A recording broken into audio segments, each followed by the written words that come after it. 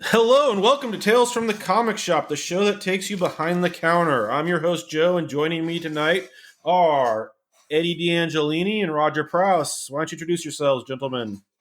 I'm Eddie D'Angelini. I am the co-owner and co-manager of Heidi Ho Comics in Santa Monica, California, and I am also the creator, writer, and artist of the Comic Strip Collectors. And I'm Roger Prowse. I run the Wasatch Comic Con in Salt Lake City, and I also co-own the Nerd Store in West Valley City, Utah. All right, well, we're going to hop right into the news here, and the first thing on the list is shops are reopening in spite of the COVID situation. So why don't you guys tell me about how that's going for you and what your opinions are? Why don't you go first, Roger? Because I know you're pretty much open right now. So we never had a full close down. We were always allowed to do like curbside and by appointment shopping and that kind of stuff. So even though our mall was closed, like we were actually the only comic shop in our area that ever had to close because we're in a mall. So the malls forced us. The state never forced closures on comic shops where we're at. However, that kind of made it worse because our competition was able to get a bit of a leg up. But our customer base was super awesome. And I don't think we've had any attrition from that. So we've been open now since last Saturday. Sales have been okay for this time of year. They've been relatively average. We didn't really see a bump to make up for all the lost time, which was too bad, but been fairly average. It's been, it's almost been eerie in Utah how normal things are, but also they're not so abnormal that it seems completely exceptional, but they're normal enough that it seems like some bizarro version of the same thing, and so that's been a little weird. Our biggest thing that we've been working on is just trying to keep our employees safe. We've switched to some of the logistics we have to now schedule. We have an A team and a B team, so our employee base doesn't cross over as often. So if people do get sick, they don't spread it through the employee base as well. Kind of adds that layer of protection. We've bought, sneeze guards for the counters so that we can have them. We put up a hand washing station in the front of the store, and we're requiring everyone that comes in to sanitize before they walk in. We have masks in the front of the store that we're asking people to wear, stuff like that. So. And are you having any problem with people coming and saying they don't want to wear a mask, like we've been hearing in the news for a lot of retail places? So I haven't worked in the store, so I'm getting all this secondhand from Charles, and frankly, there's been a lot going on. So I'd probably defer to him on that. Not that I know of. Also, I don't think we're requiring the masks. We've gotten pretty nice masks for our employees to keep them protected, and then the masks are available for those who will use them, and then we ask them to. But if they throw a fit, we haven't been requiring them, but we have been requiring hand washing. And if people come with their own gloves, we require them to take them off and put on new gloves, because most people that use gloves misuse them and end up causing more spread than had they not used them in the first place. Yeah. Well, I can see when we get to the point where we can have people in the shop, we're just going to insist on masks for everybody. Employees, any customers, anything. I can't, if someone wants to come into the shop and they don't want to put a mask on, I think we're going to have to tell them, I'm sorry, you can't come in. We had that discussion. However, being in Utah, it had one of the largest turn-ups for the, protests against the lockdown and the, whatever they wanted to call those things. And so there's been a lot of like fierce vitriol and anger and the up in arms about freedom people here. And so we made that decision mostly because we kind of were worried for our employees. We didn't want to put them in a situation where they were going to have to, we felt like they were at more of a risk and more danger if we put that policy in place than if we didn't. And so we kind of made that for that reason. I can understand that, because it's just the scary stories you've been hearing are people who are getting angry and belligerent and in some cases violent. If it's being insisted upon them. And while I completely disagree with those people, I'm not going to disagree with them to the point of putting an employee in harm's way. Yeah, well, I'm not going to expect them. Well, and I mean, you guys know what stress can do to someone's health, and how it can lower your immune system. So if we have the stress of them getting berated several times a day by employees, that could open them up more to infection than the potential exposure of that person wearing or not wearing a mask could anyhow too. So yeah. So for my situation here in California, businesses are still mostly closed. Starting today, today is the Friday, we were told by the state that we can open, but only for curbside pickup. So essentially that means we're still closed. Right. We can't let people in the shop. And we unfortunately are in a business to where people need to come in and have the tactile experience of picking out what they want to buy. So curbside is not a replacement for having people in the shop. It never is.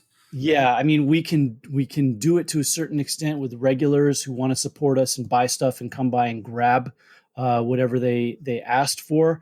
But for like the regular walk-in business that we had, that's pretty much not going to come back until we can actually physically open the doors. So I had this idea when we first had to close about wouldn't it be funny if we made the front door like a half door kiosk type of thing? And I think right now that would be great if we can do something like that. So we'll probably make some type of podium with a platform tabletop on top. Do an old school. Put it right in the front door. And when people come up, they basically, if they paid for something already, they can come and pick it up. Or if they come by, they say, I want this, we can go grab it, come back, ring it up. You can almost do like an old school magazine rack, like the old... Yeah, I mean, we have a lot of window storefront facing, to the sidewalk right by the front door. So we can literally, for next Friday when the new Magic set comes out, we can put all that stuff in the window to where you guys got great visibility. Yeah, people can just walk up and say and pick what they want out of the window, and we can just grab it for them and get it rung up. Same thing with when on the 20th, when new comics come out, we'll probably figure out a way to do that as well. So we can just have them on display in the window. Yeah. And when our regulars who just buy stuff off the rack every Wednesday can just point and say, I want such this, and this, and we can just grab it and have it ready for them. Yeah. Smart. You should make the windows look like a vending machine, Eddie. Yeah. Speaking of You're vending an artist, you can do anything. Sure. Speaking of vending machine, there is a smaller publisher. I don't know if you guys. Yes. So you know about Scout Comics and their vending machines. Yes. I'm friends with some of the guys there, and they were actually going to put one of the vending machines in our shop, but then all this stuff broke out, and obviously it got put on hold. Well, they were just going to put it in for free and stock it for free to see how it goes and to test it out for us, but. Wow. All this stuff happened, cool. And it never came about. I mean, it was literally right when they were going to do it, all the closures came down. So the books are just in the vending machine? Yeah. It's not a real vending machine. Yeah. It's called a vending machine. It's a book rack that's made that look exactly like a vending machine. It's just a book rack, but it has a great design, bright lights. It really catches attention. Okay, cool. This comes back a little bit too, like what Eddie was just talking about. Comes back a little bit to some stuff we touched on in episode 1, where it was like talking about the importance of these relationships with the publishers and those kind of things, and how you can get real benefits that really make a difference to your business if you have those relationships, and how anything that creates an imbalance in relationships can create an imbalance in the industry. Yeah, definitely. That was a good example of one of the things you get from having that relationship. And, unfortunate for other shops, but fortunate for me, is a lot of those smaller publishers are all in Los Angeles. So I can really become, good friends with a lot of these people. And, obviously that's a benefit to me. Well, Roger, for me, to you and your employees, good luck with being fully open. I really, really, really hope it goes well, and that we don't see any of the spikes or anything. Well, we have one employee who is currently out with COVID. He's tested positive. Oh, wow. He's been. Oh, ouch. He got it relatively early on while we were closed. He wasn't luckily at work. There was no risk of spread or anything through the store, so he was able to get isolated out. But he's still recovering. I think he's probably hitting the 2-week plus mark, and he still has it, and it's still hitting his whole family. Yeah, it's this whole thing. I mean, for people who've gotten it, I mean, like if I get a flu or whatever, normal flu, I'm over it in usually 3-4 days, week tops. But people are saying that this is dragging out for like 3 or 4 weeks for a lot of people. Yep. Oh yeah, there's comorbidities that'll change your life. It can be life altering. I mean, it can literally leave you needing an inhaler for the rest of your life. People have lost limbs. People lose organs. It's far more than just the death toll for sure. Absolutely. I mean, I've heard that for young children, they're even possibly seeing potential neurological damage. I mean, this stuff's very scary. Yeah, it's serious. So I'm really, really trying to send good, positive energy your way, and I really hope you guys stay safe with the openings happening. We're doing everything we can. I mean, we've done a lot of. I mean, it's been a lot of planning, and I'm sure you've got this going on your end even now, Eddie. With before, just trying to get ready, but just trying to figure out how to navigate this and what the best way to do it is. And we have the added level that a good 30 or 40% of my customer base thinks that it's all a bunch of garbage and that everybody it's a a giant conspiracy theory or whatever. Yeah. And so I have that added level of difficulty of having to try to navigate it with those people in my ear, which makes it much more difficult. But I mean, to be honest, I'm not taking any more than what we discussed just now as far as keeping employees safe. I'm not really taking their opinions that seriously because it's just not the reality of the situation. Yeah, well, I'm not even that far yet, to be honest with you, because it's a very real possibility that when books go on sale again on the 20th, we're still going to be closed here in California. And I'm thinking that probably there won't be any real type of openings where people could actually come in limited quantities until June. And even then there's going to be like very strict guidelines about how we could open, how many people we could have in the shop, and how that's all going to work. But I don't see that happening for another month or so. So I'm not even that far as thinking about all this, but when it does come, before that time, I'm definitely going to want to talk to you, Roger, because I'm going to try to figure out, okay. I'll let you know what mistakes I made, yeah.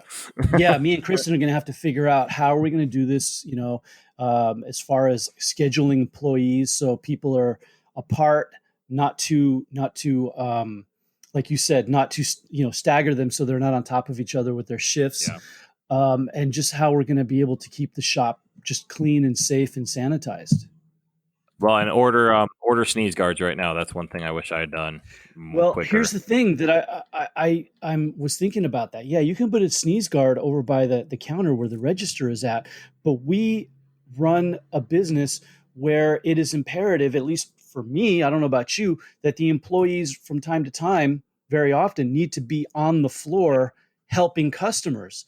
So it just negates the whole point of having the sneeze guard. But because our thought on it was you can do some things to distance yourself when you're out working with customers. And we've trained our employees on not only how to do that and be cognizant of that, but also how to discuss that with the customer base. If they start to get too close, how to bring it up, nicely so that you're not angering people and that kind of stuff. And so you have a little more, I mean, I see your point and there definitely is still risk, but you have a lot more control there where at the counter, you only have so much you can have space if you happen to hand someone a credit card or hand them a product. Right. So are you taking cash, Roger?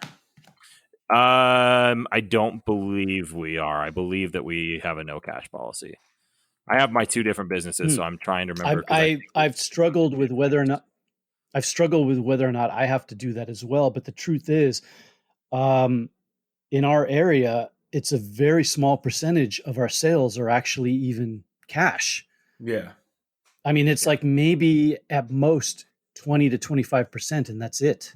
Yeah. And everything that's why I don't think we are at the Nerd Store. I believe at my other business, I know at my other business that we are still taking cash, but I'm actually requiring my employees to sanitize every single time they take cash immediately. So, we're taking that precaution, which gets expensive with how much that sanitizer is right now. But But that's one precaution that we've taken there. But we with the other business is about 40% cash though, and we do ask for something other than cash, but we're not forcing it. So we've gone from 40% cash to about 10% cash at that business. So it's definitely made a big difference just asking people for a card instead. Yeah, another thing that has me worried about when we are going to reopen is that in my area in Santa Monica, we have a very large homeless population. Yeah. And they seem to think that they can just come and go in and out of shops wherever they please. And we've had a lot of problems with that. Yeah. And I don't, as of yet, right, know how to handle it because I don't like the idea of just turning people away at the door just because they're homeless, because that's just a crappy it's thing inhumane. to do. Yeah. But at the same time, It's a safety issue, though. Yeah, it's a safety issue, and I have to take that in consideration. We put on in the very front thing right when you walk in the door is that hand sanitizing station, and we put up signage that tells people we're requiring social distancing. So if you're in the store, please stay at least 6 feet apart from other employees and other customers, and that if repeat violations will be asked, you will be asked to leave the store. And so we did that as a requirement. We put that on a sign so that people can read it, and then we will verbally tell them if they start to becoming a problem. And I'm going to have to do the same. And I think you're just going to have to do that and take it on a case by case basis. I don't know that there's another way to do it. The only other wrinkle you could put in that is, which we don't have to deal with because of the being in a mall, is limiting the actual amount of people in the store. Yeah, see, that's going to be a killer for me because we do Magic tournaments throughout the week. I mean, almost every night except for Saturday and Sunday, and that's pretty much going to be non-existent for a good long time. I don't know how that's going to happen. It's not, because if you can't have more than 10 people in the shop, that automatically kills just about every Magic night, because we always have more than 10 people. Friday Night Magic, we have like 20, 30, 40 people. That's just for your safety and Kristen's and the employees of your shop, I honestly want to say that just you don't want to gather people to your shop. Oh no, that number anyway. We can't at all. I mean, it's just going to be for everyone's safety, customer and employee. But the problem with that is almost half of our income is going to be non-existent. For that time. I understand. That's scary. That's a scary proposition to have to get by, to limp along like that. But it's just a necessary evil at this point. Mm-hmm. I have some ideas for you, Eddie. We'll talk we'll talk off mic, because I got some ideas. Okay, yeah, we'll talk. After this. But the problem that I have said over and over is it's not the closures that are going to hurt businesses; it's the reopening, because everything's going to be different. Everything is going to be extremely limited. Like restaurants, you're going to have only a certain amount of people in a restaurant at any given time, and they'll only allow a certain number of tables. How many restaurants are going to be able to survive under those conditions? Yeah. No, reopening restaurants is bad business sense, in my opinion, and bad for public health. But that's, over our pay grade. Yeah, but it's the same with our shops too, because our shops, we run gaming events, we run lots of other type events, and for comic shops, that's going to be it's just going to be out the window for at least the rest of this year. Certainly for the shops that are more reliant upon events, especially. Yeah. So in other news, on the Harley Quinn DCU cartoon show, they took a crack at what I can only describe as comic gators this week. They put a couple fellows on the couch, one wearing a Release the Snyder Cut shirt, and the other one with The Last Jedi is not canon. And even though Harley wasn't featured in the episode at all, I gotta say it was one of the more hilarious bits they've done on the show. And I just thought it was great. It's caught a little bit of heat. I no, really? Definitely seen it moving around on Reddit and in the comic groups on social media. Are you suggesting that people on social media got outraged about something? I don't know about outraged, but it's just definitely been a little bit of heat for the show. It's had people talking more about it than they had been. And I'm a big fan of the show. I'm a big fan of Harley. I know she's a very polarizing character, but I'm okay with that. I kind of look at her as like the punk rock of comic characters. either you're all in or you can't stand it. There's not a lot of people in the middle on Harley. But I thoroughly enjoyed that episode, and I wanted to give it a little nod. Also, we have the news that Marvel is taking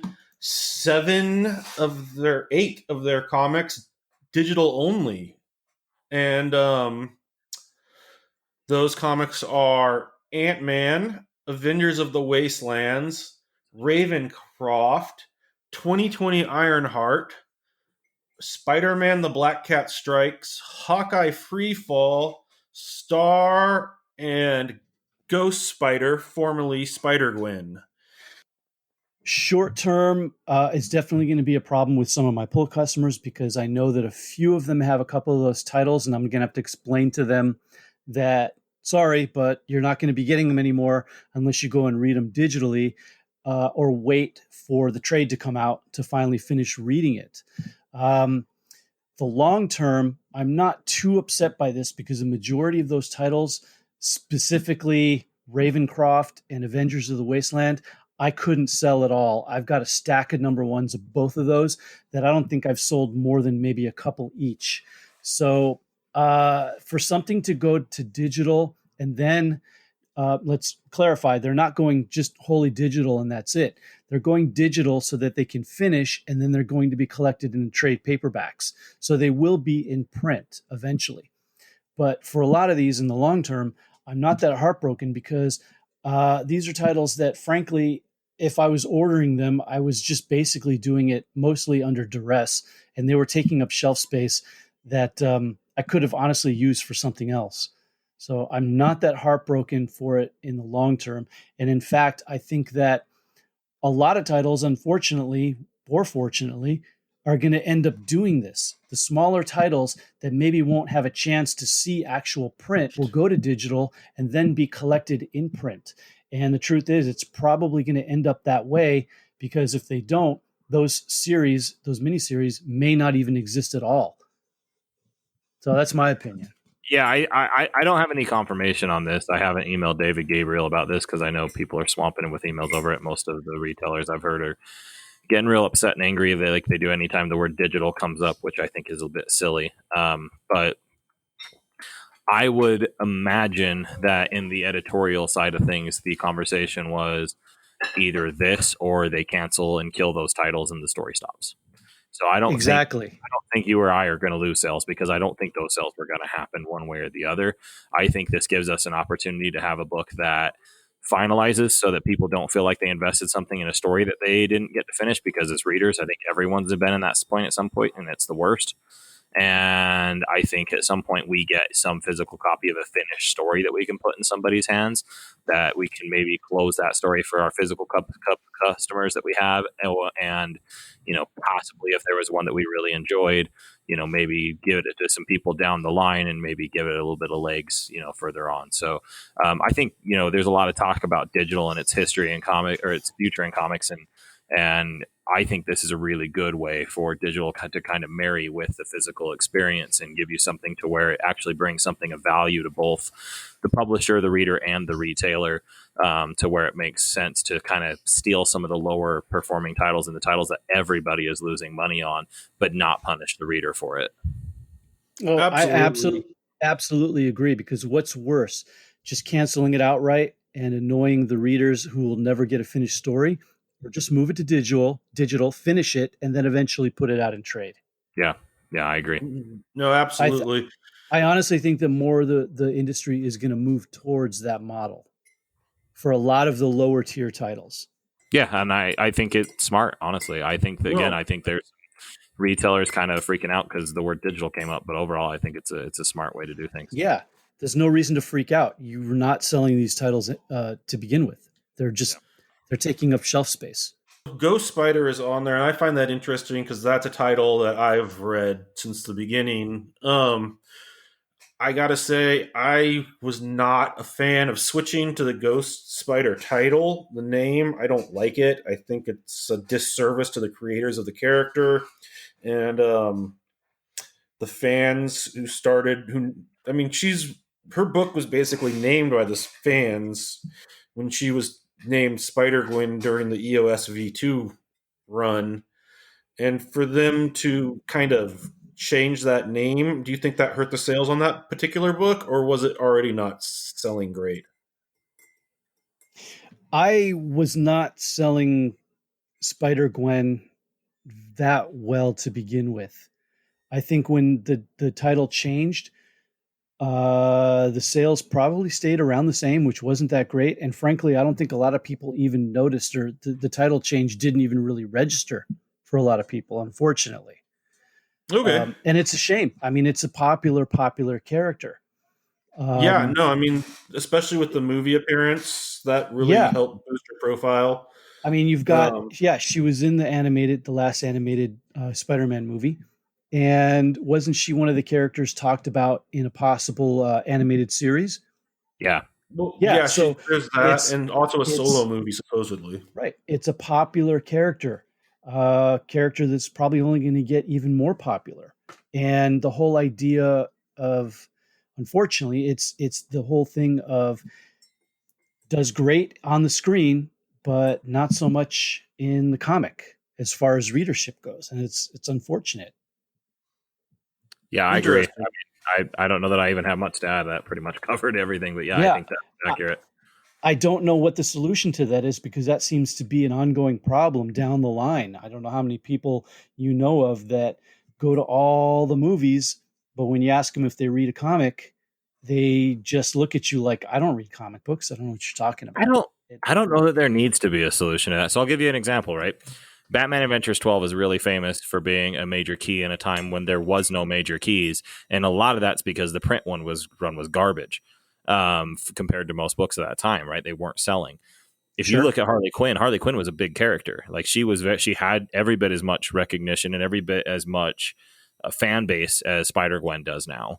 And yet that book didn't sell. Well, fast forward to when those same kids grew up and now they're the people buying books, and all of a sudden Harley Quinn's the top selling book in the world. So don't be surprised if 8 or 10 years from now Spider-Gwen comes back and it's one of the top selling titles. It doesn't have to be right now that those types of things happen. So I don't know that I don't know. I guess I get a little less obsessed over those direct cause and effect things than a lot of other people do, but I don't know that has to be the case. Okay, I'll buy that. I was really generalizing to the fact that for the millions of people that go see the movies and watch TV shows, a tiny percentage at most of those people actually find their way into the shop to read the source material, which is kind of sad. Well, most of them have identified themselves as I'm a comic reader or I'm not at that point. And the comic didn't give them those movies as much as they like them. They didn't give them something that they didn't know comes from a comic. Walking Dead had a big impact on getting new comic book readers in. You saw a lot of people that had never stepped in a comic shop because they didn't realize you could have horror comics. They didn't realize something like that could come from a comic. So they said, oh my gosh, maybe I need to check out comic books because I love horror. I didn't know that comic book was a medium I should be looking at. Everyone knows that it's a medium you should look at for superheroes. So they're like, yeah, it's a superhero. If I wanted comics, I'd read comics. Yeah. But it still will have the impact of my kids' generation when they get old enough to start making their own purchasing decisions. I do think you'll start to see more spikes with them being more open. And frankly, I mean, we've already seen that, right? We've seen that the people in the early 20s and late teens right now are more open to reading comic books than their parents' generation or their parents before them. So we've already seen that the cultural shift happen. It's just, I don't think the cultural shift is immediate. I think it's a much slower impact than it is, an awareness thing. Okay. I'll buy that. All right. Because it sounded smart. I'm good at making things sound smart. I'm not sure how smart they are, but I can trick people. So next up, we're going to do some Shop 101, and today we're going to talk about something that I think a lot of us don't have a great understanding of what they do, and that's ordering. So, Eddie, what are the challenges of ordering, and what don't people understand about ordering? That's a big question. So, some of the things that people might not understand when someone like me orders books for the shop. Every month we have an initial order, which is us ordering all the new issues that are going to be coming out in 2 months. So when we place an order, those are books that are going to be coming out 2 months from now. So when you go into a shop on New Comic Wednesday, those shops that are those books that are on the shelf in that shop that Wednesday, those are the books that we ordered 2 months previous. So one of the things that is really challenging is maybe a week or two before a particular issue comes out, some news will break about a first appearance or some hot new creator or something that'll suddenly make a lot of interest spark up in that particular book. What people don't realize is that we've already finalized our numbers for that book a month, 2 months previous. We ordered those books 2 months ago, and then a month before it comes out, we're able to finally adjust our numbers. But once it comes out, like if the news breaks a week before, we're stuck with whatever number that we ordered. So a lot of times you go into the shop and it's a hot book, and we sell out within an hour or two, which can happen quite often. The reason why we didn't order enough is because 2 months previous, we had no clue of any of this breaking. So we as a shop, we don't get any special hot tip about any particular issue when it's coming out. And there's going to be a big appearance, so you better order big. A good example of that, and Roger and I have gone back and forth about this, arguing about it. A good example of this was the last issue of Walking Dead. It came out, the news broke, it was about a week before, or maybe even less than that. I don't even think it was a week. I think it was a couple days. A couple days. I think it was the Monday. That Monday, before it came out on that Wednesday, the news broke that was the final issue. Well, when we ordered the book 2 months previous, there was no inclination whatsoever that was the final issue. In fact, the month after we placed the orders for that final issue, they were soliciting orders for the issue after that to throw everybody off. We'd already ordered the next issue that never occurred. Yeah. So we as retailers had no clue that issue coming out was going to be the last issue. So I sold out, I think, in a half an hour, maybe even less. And I had a lot of angry people coming in that day because we didn't have enough. And people don't understand that we put the orders for that in 2 months previous, because a lot of people coming in and saying, well, how come you didn't order enough? The news broke 2 days ago that it was going to be the final issue. So they don't understand that it was 2 months previous when we put the orders for that in. So that's a bit of a challenge to make people understand that there is a definite lag of time from when we order to when a book hits the shelf. So that's a good reason why a lot of people, one, should have a pull, and two, if they want to make sure they get a copy of any particular issue or title ongoing, they need to make sure that they reserve it in some way with us. Otherwise, something like that happens, they're out of luck. Yeah, so I'll try not to go too far back and forth on that topic, because we've done that one for a long time as far as that specific book is concerned. But yeah, we do. I mean, we see that kind of stuff all the time. Another example of a real unusual situation was, again, Robert Kirkman with the Die, where we actually had a new book that dropped, a new Robert Kirkman book, and we didn't even know we were getting it. It just showed up, and he didn't even announce it was happening. It was just like, here's some number one issues, go put them on the shelf, and just sudden, surprise to us. So, there's those kind of things that happen that are odd and bizarre. One of the things I think that's really underrated as far as ordering in this, though, so for those who don't know, I run a business in a totally different market and a different type of retail, and it's a little more conventional retail. And so in conventional retail, you have X product, and you have a certain percentage, usually a rather large percentage, of a high majority, where you're consistently reordering the same product. So I have a point of sale system. I say, okay, I want to keep 2 or 3 of these on the shelf at all time. I reorder it once a week. It's there within 2 or 3 days when I order it, no problem. So if I'm out, I know when the next one's coming. I got it ready to go. Well, in comics, it's not that way, because you're not reordering the same issues. Even when you do, you have to time it with your other orders to get shipping. So sometimes the delays can be quite a bit. And then that's if someone else doesn't beat you to the reorder. So they're not always guaranteed to come in. And that creates a lot more of an issue, because they're not evergreen products. Like if I accidentally order on a product at my other store, I'll shrug and go, yeah, well, I'll sell it eventually. That's not always the case with a comic book.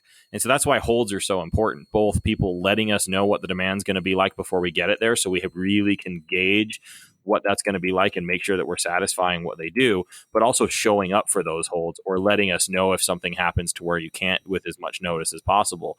Because if we can't have time to cancel those, again, these are not evergreen products. So we've already ordered what we feel like is the most that we're going to need in many cases. And now we have these other ones that cancel.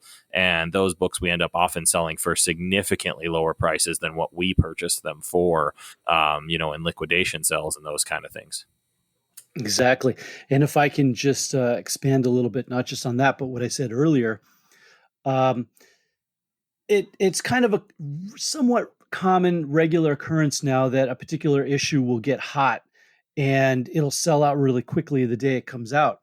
And I've had people say, well, if you can just be prepared for this, why don't you just order big all the time on everything? That way, if something breaks, like these hot issues, then you'll have enough. Have a store that's still in business. Right. Now, this is what people don't understand. And the point was brought up by a friend of mine, author friend of mine, who has his books stocked both in bookstores and comic book shops.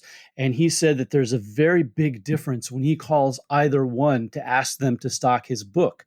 When he calls a bookstore like, Barnes and Noble or whatever, and asks, hey, can you stock my book? They say, sure. What's the ISBN number? So they can look it up and they can order a bunch of copies of it. And they just do it right away.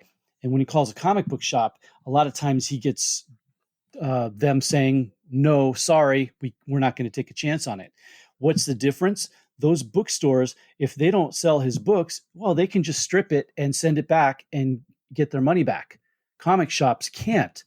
And that's a huge difference between both bookstores and comic book shops, and why comic book shops cannot order more than what they can sell through, because they're going to be stuck with that stuff and they're not going to be able to sell it. And once that week of a book comes out is done, that window of opportunity to sell that book is pretty much almost closed. And for me, I end up putting maybe one or two copies of a popular title like Batman in my back issue and hoping that sooner or later somebody comes and buys it. And if I have more than that, it ends up going into my 99-cent section to just try to get rid of it. And I lose money there. So for a shop, we can only order as much as we think we can sell through.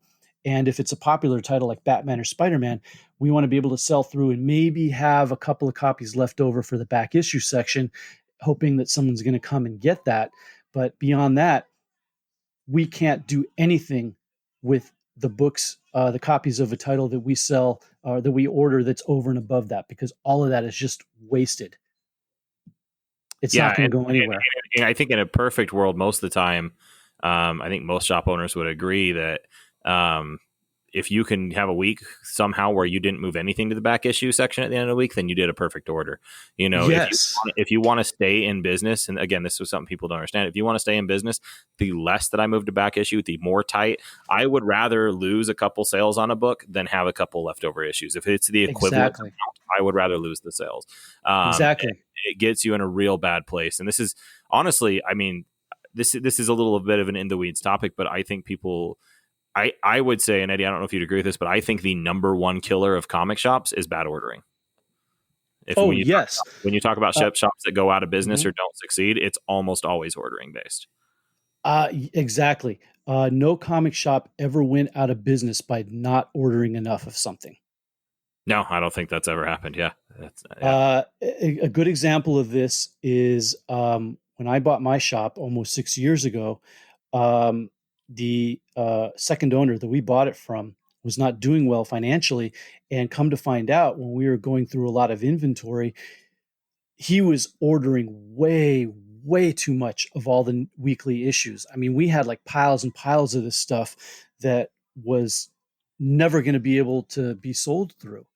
And so a good killer of any shop is if you've got that giant diamond bill that you have to pay every week and a majority of that stuff is not ever going to sell, you're just throwing money out the window. Yep. And that's exactly what was happening. And we're at the point now, I'm at the point now where I try to have maybe, if I'm lucky, an issue or two of some of the popular titles to be left over for the upcoming weeks after it's released, or a back issue. But a lot of smaller titles from even the big two and most all of the independent publishers, I order basically just enough of what I know I'm going to sell through. So some titles, even, I'm ordering just enough for the pull customers and nothing else. And that title never makes the shelf for that week at all, because I'm not going to take the risk of ordering something that's going to go on the shelf beyond what I order for the pull customers, and it just sits there and it never sells. I can't afford that. Yeah, and it's sad. The big issue that comes with that then is, and again, I don't think people can understand. I don't think it can be underestimated how much of a problem this is people abandoning holds and how much that can hurt you too. So when you're making your policies for a store, I mean, you have to. So I'll give you an example of how this. We when we first opened, we had this very optimistic policy when it came to customer holds, as far as doing everything possible never to purge a customer. To a fault, and we had to kind of trim that down and say, hey, these are the timelines, this is the time frame. We let our customers know right up front, but we have to be serious about them and we have to hold to them. Because I mean, I had one guy that I ended up having, I estimated on when I purchased his hold, I lost almost $1,000 just on that one customer. That especially when you're a brand new starting store, that's a big difference. On top of that, we were stretching to get variants because people were getting mad at us. We didn't have enough variant selection, so we were stretching to try and get these variants, and then we were pricing the variants where we thought, okay, people want us to price them around these, so we weren't taking a very big hike on them to try and we were doing everything we can by the customer. We were listening to our customer to create our policies, which on the surface, I think to people that are uninitiated, sounds like a good idea. It almost closed us. I mean, we were doing a significant amount of sales and losing money. We have now made it, simply changing those policies turned us from losing 4 figures a year into, profiting significantly more than we were losing. It makes that big of a difference. Yeah, I mean, I totally agree. We had to do the same thing as well when we took over the shop, because we had a lot of customers like that we had to kind of retrain as far as how they get their pulls and how often they get them. And unfortunately, we've had to cull a significant amount of people because they just weren't coming and they weren't responding to our phone calls. And um, I take it as a disrespect. I mean, I love these people. I want them to be around. I want them to be able to put whatever they want in their pull. But at the end of the day, whatever we put in their pull, we're expecting them to buy. And a lot of people don't realize is that us as a shop, we pay for those books up front on the promise that those people are going to come in and buy them within a reasonable amount of time. And if they don't, it hurts us. It hurts us bad. For a small mom and pop shop, we can't take the kind of hit over and over and over from a number of different customers where they're not picking up their stuff like they are promising they will. And it hurts the shop, and nobody wants to see a comic shop go out of business. But when enough people do that and treat a shop that way, unfortunately, it eventually will. So that's all to say. If you've got a pull with a shop, you got to go and you got to pick up your stuff on a timely basis, because that's the best thing you can do to support a shop that you love.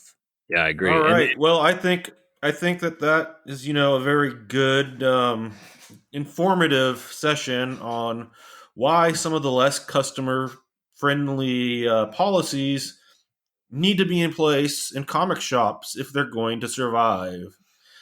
And I think that was I think that was very informative. I learned a lot. I hope you guys did as well.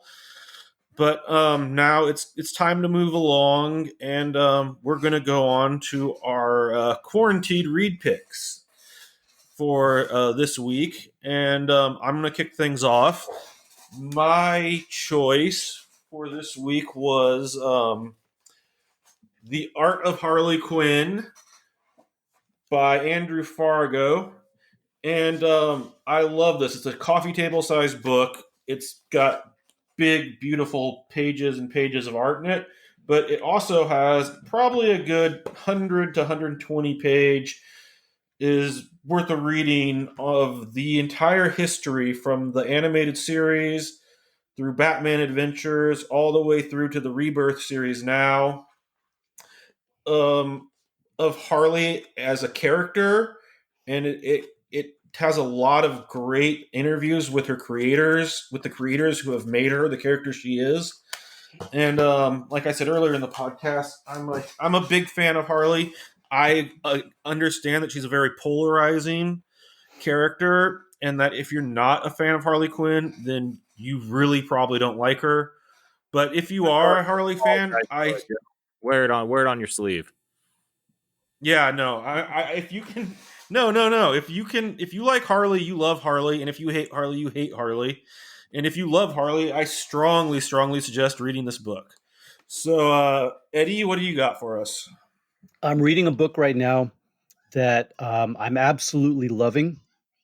And me, as the amateur comic book historian, it's a book called Nuff Said, which is a really in-depth, thorough recounting of pretty much the careers of Stan Lee and Jack Kirby, and where they started, where they intersect, and where the two of them as people really kind of uh, where they kind of made it through the industry, the comic book industry, as not the iconic characters that people know them as their public persona, but as real people and what they really went through and what they're really responsible for and what they're the both good and bad as far as what they did. And right now, in the book, I'm at the part where Jack Kirby has already quit Marvel and has jumped over to DC in the early 70s, where he created the New Gods and the whole Fourth World, and how in just a short time, this hopeful career at a new publisher started to sour. And anyone who is a fan of Stan Lee and Jack Kirby, I think, should read this book because it really shows them as real people and what they really went through and what they really contributed to the comic industry, both good and bad. And I think as anyone who's a fan of comics and Marvel Comics especially, and those characters and the whole Marvel universe, I think can really have their eyes open to see what these people were really like and what they really did. So I highly recommend it. It's called Nuff Said. All right, Roger. I'm a big horror fan. This one was actually in my store, it was our top rated horror book last October, our top selling one. We actually had these guys in for a signing. It's Philip Seavey is the writer. He is known mostly as an artist. He's a really fantastic artist, but he does also some very good writing. And this is one of his earlier projects as a writer. And then it was drawn by Drew Zucker, who later ended up being the artist on Kanto from IDW, which had some pretty good buzz early this year. He's a fantastic artist. And so this is a little self-published book that they put out, is kind of, early work for both of them doing, their specific particular jobs, real passion project. And it reads like a passion project. It's a World War II book, but it's a World War II book where soldiers end up in a haunted house, and it's snowing outside. It's horrible conditions. They have to find somewhere to hide. They end up in this haunted house, and they find themselves even in a worse position. And a lot of it's a head trip book. It kind of plays with your perception and plays with your perspective. It's a very good book. If I had a critique of it, it is a little bit. You can tell they're kind of cutting their teeth on that first step of this type of narration, and it's a very difficult book to narrate the way it goes. So it's kind of one you want to read slowly, because it does take a little bit of, you have to kind of go back and read a few panels to make sure you're catching all the details. But that's not a bad thing. It's one that's very atmospheric. It really gets you involved with the story. It really gets you involved with the characters, and it tells a really great narration. So it's called The House by Phil Seavey and Drew Zucker. You can find it at a lot of comic shops. I'm not sure, Eddie, if you carry it. I know we do. I know they also publish it online, and both of them are real active on social media, and you can get with them on pretty much any social media platform as well.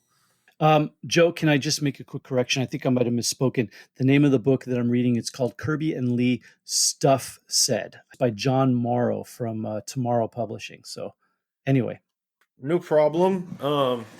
And then, so Stuff Said from Eddie. The Art of Harley Quinn by Andrew Farago was the book that I said. And Rogers, yours was? The House by Phil Seavey and Drew Zucker. All right, The House. So we have one more segment before we sign off, and that is we're going to do another cool stuff for this week. And I'm going to kick things off again. My cool stuff, I just won today in an auction from Roger that he was doing to raise funds for Bink. And that is, I got a Spawn number 299 SDCC 9.8. And I'm just grateful to Roger for putting this book up for a great cause. I'm grateful that my money is going to Bink for this. And I'm grateful that it's going to be coming into my collection.